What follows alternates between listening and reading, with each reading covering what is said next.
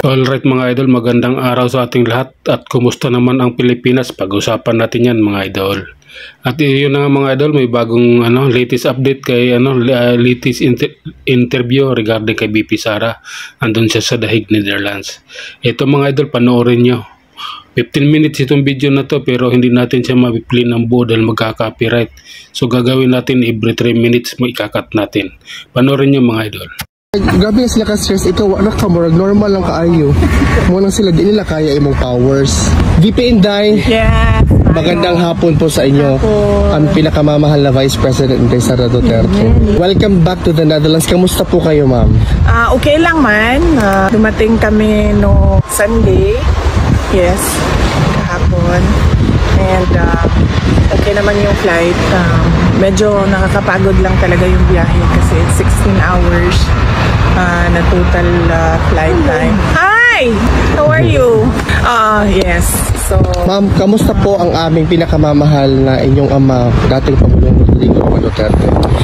Okay lang siya. Very good mood today. Una niyang nasabi noong pumasok ako, sabi niya yung braso ko daw ay doble ng braso niya. So, dalawang braso daw niya yung isang braso ko. Ma'am, pakilinaw po yung sinabi ni Ma'am Elizabeth kasi ma'am, marami talagang nabahala mga kababayan natin na si Tatay Digong daw ay skin and bones. Ano po yung konsepto noon, ma'am? Pumayat siya ng sobra. Hindi niyo pa siya nakita ng ganito siya kapayat. Ganito siguro siya kapayat nung binata pa siya. So, laki ng pinayat niya.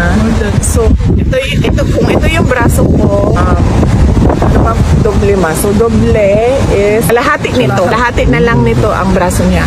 Pero health-wise, ma'am, okay naman siya, ma'am? So far, wala man siyang, tinanong namin siya kung may mga complaints siya, wala naman siyang nararamdaman daw. So, okay naman siya on that note. Kasi wala din naman siya sa hospital part ng prison. Nandun siya sa regular detention unit. Kasi lahat ng mga Pilipino, ma'am, talagang nagdadasal para sa speedy recovery ni PRRD kasi we are definitely more than willing to welcome him sa outside world. Oh yes, oo. Marami ang nagdadasal na sana ay mag-grant na yung ma-dismiss na yung kaso based on jurisdiction at hindi pa ma-desisyonan yun ngayon ay mabigyan siya ng interim release. Ma'am, meron bang mensahe si PRRD sa mga kababayan natin sa buong mundo? Sinabi niya na I did what I had to do for my country and then I have no regrets sa mga ginawa ko. Ma'am, nasabihan niyo ba siya na hindi talaga titigil yung mga Pilipino sa pagsuporta sa kanya sa pagpapakita ng siya? Oo. Nabanggit namin na nandito kayo at nabanggit din namin yung Walk for Duterte noong July 5 dito sa The Hague. Na-mention din namin yung Run for Duterte sa Davao City at sa Cebu noong July 6. So, alam niya. At saka yung upcoming July 19, ma'am? Ay, hindi pa. Tomorrow, pabanggit.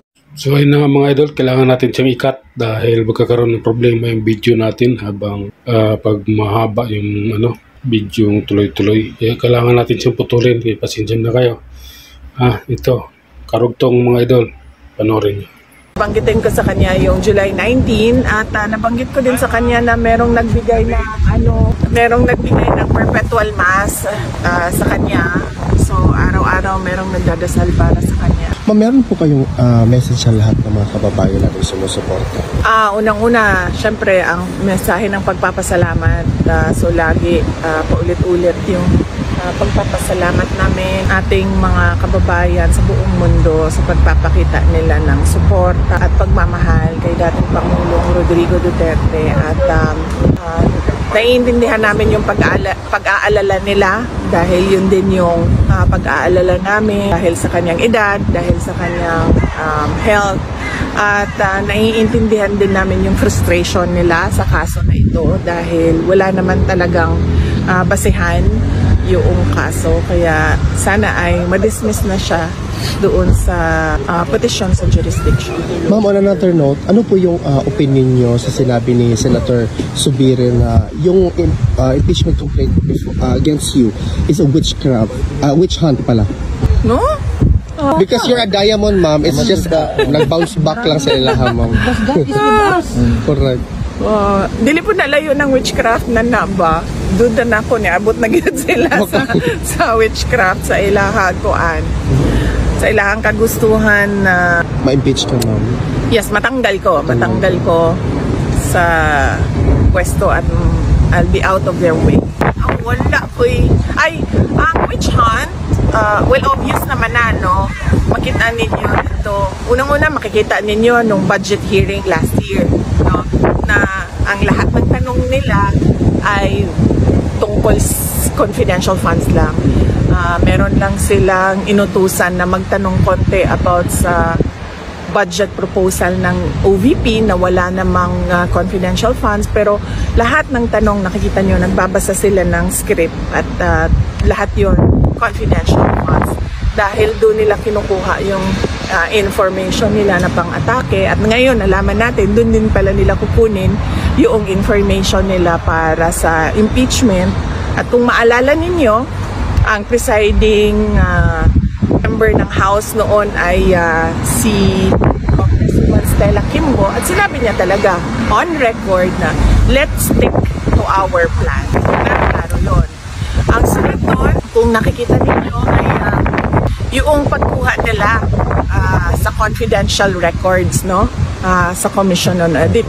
Ang ginamit nila is order galing sa House of Representatives para kunin yung mga documents doon sa loob ng Commission on Audit. Alright mga idol, ito na naman tayo. Pinutulan naman natin, pasensya na. Kaya pala nanggagalaitin na naman yung mga trolls at saka yung mga bayaran ni Marcos dahil nga si BP Sara nasa Netherlands na naman. Hinabi na naman nila na nilolustay na naman yung pira ng taong bayan. Nakakaya yung mga taong ganun mga idol. Kung mag-isip, akala mo napaka-perfect nila eh. Napakatalino nila manghusga. Hindi nila alam na isa din silang bubo. Ito, patuloy natin. Ng Commission on Audit.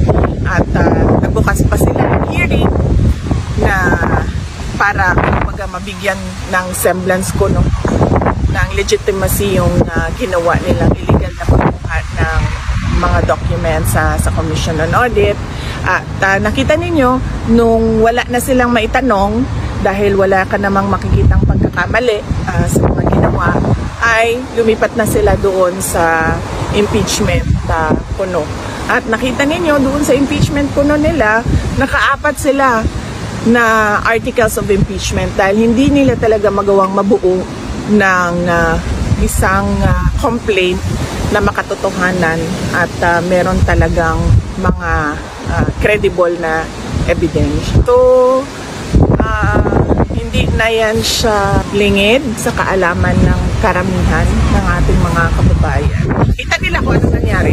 Okay lang. Ano ma'am, my question kasi is that tinanong ko kay Attorney Kaufman, ano ang reaction niya sa sinabi ni Secretary of Justice Remulla na allegedly na-destroy na yung evidence kaya hindi na sila makapag-file doon sa local court sa Pilipinas and they're ceding the issue or the situation dito sa ICC. Sinabi ni Attorney Kaufman po, wala pong ginawa si PRRD because that is a criminal offense. Secretary Remulla na wala na daw evidence. A lot of Filipinos are thinking, if there are no evidence in the Philippines, what kind of evidence will be presented before the ICC?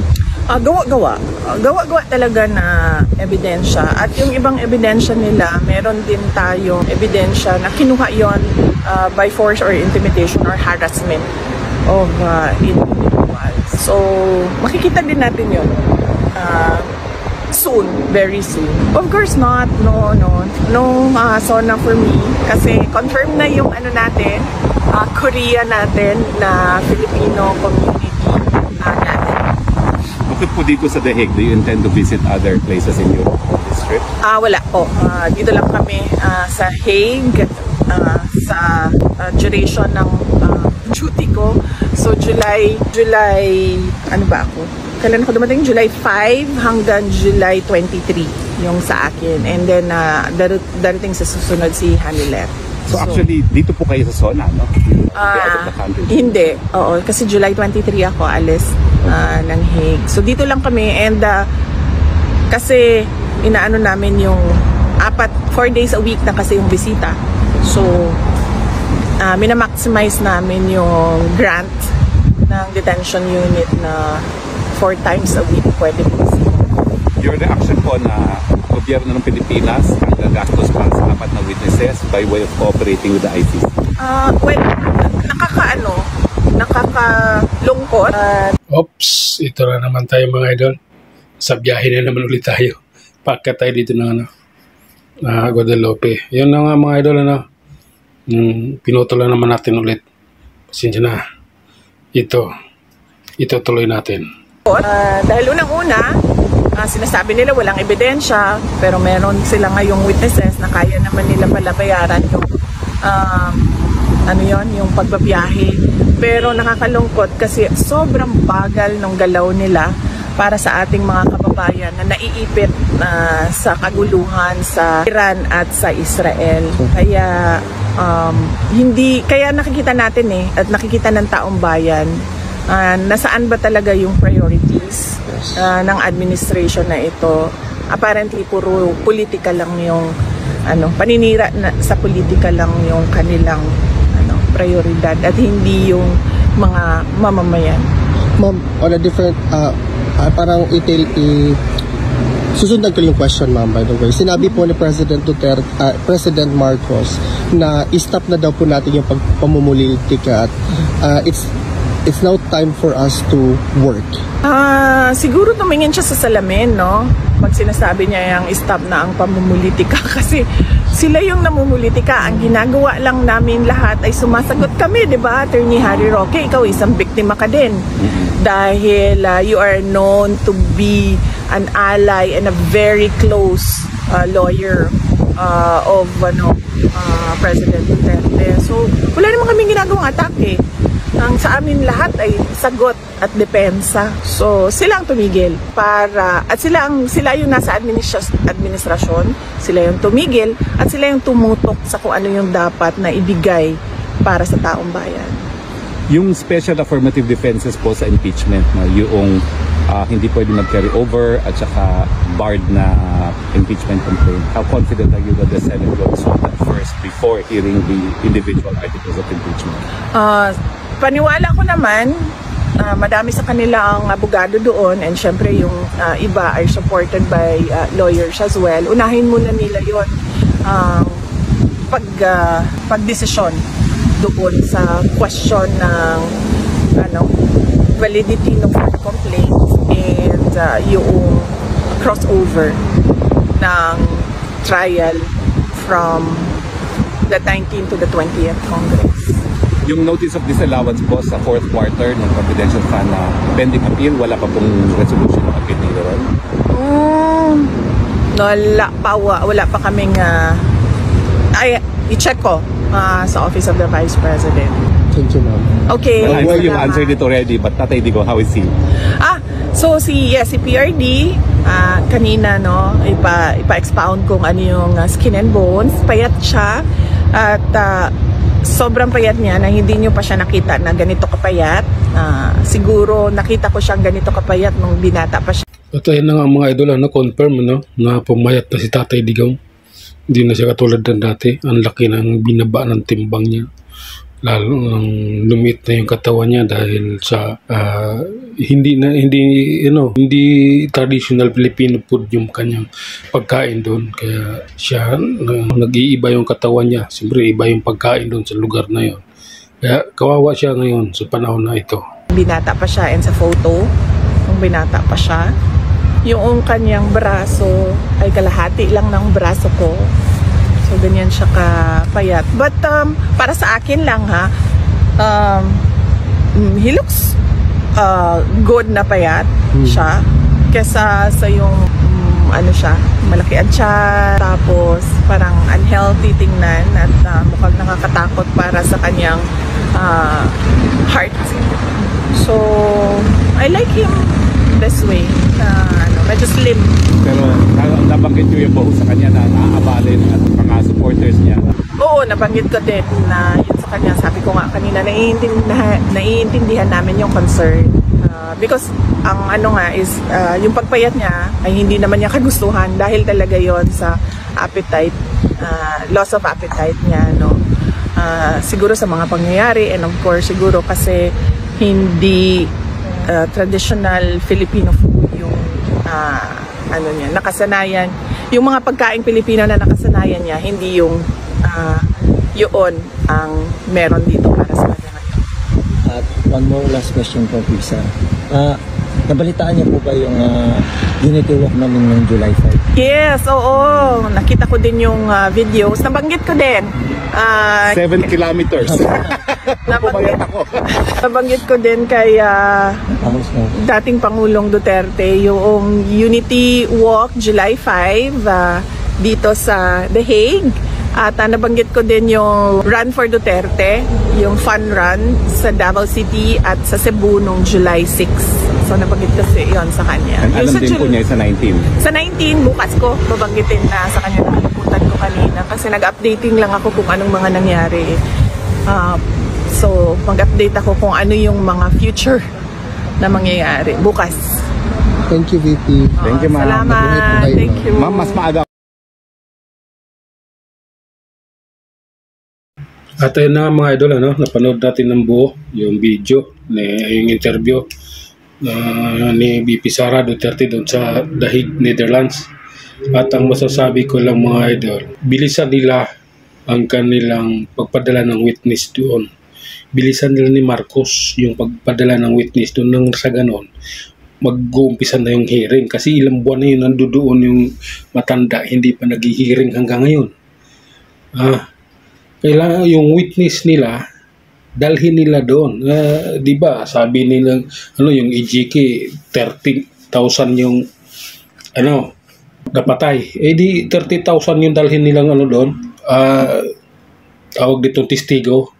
Kailangan yung pinagsasabi nila rito sa Pilipinas, yung patunayan nila doon na yun ang namatay. Yun ang mga mag-anak ng biktima. 30,000. Tingnan natin kung kailangan, kasi magkaiba ng magkaiba ng papel, magkaiba ng affidavit yan, lahat magkaiba yan kasi 30,000 din yung kaso. Ganun yun, hindi yung 30,000 yung pinagbabato nila tapos sa 10 lang yung witness na dadalhin nila. Hindi pwedeng ganun.